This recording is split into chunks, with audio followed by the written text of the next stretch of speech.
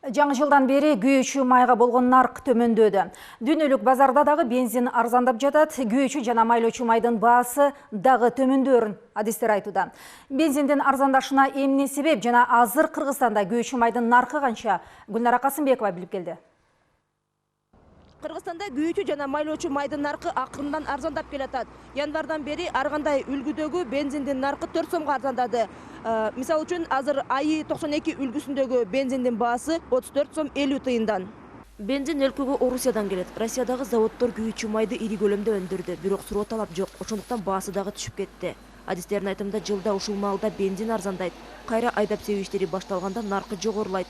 Ошондуктан дыйкандар жазгы камылганы азыртадан көрө баштаса болот. Дүйнө жүзүндөгү тенденцияда арзандабай жатат да.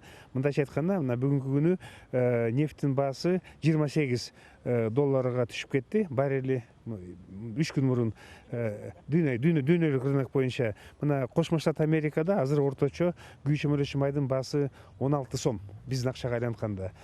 Бизде болсо 2 эсе кымбат болуп атат да. Ошо жанагы 95-98 андан да кымбатыраак болуп атат. Деги эле күйүүчү май бир нарктын айланасында туруктуу кармалып тура элек. Бирде ылдый, бирде өйдө болуп келүүдө. 2014 жылы январда АИ 92 37, ал эми АИ 95 43 сомдон болчу. Дизелдик май 40 сомдон сатылган.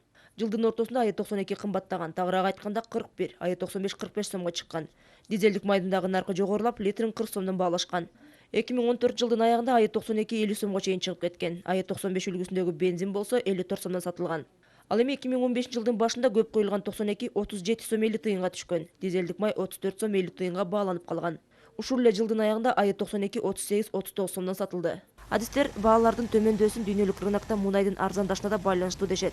Былтыр ноябрь-декабрда бир баррель нефтинин баасы 40-44 доллардан болду. 2014 жылы болсо 68 доллардын тегерегинде болгон.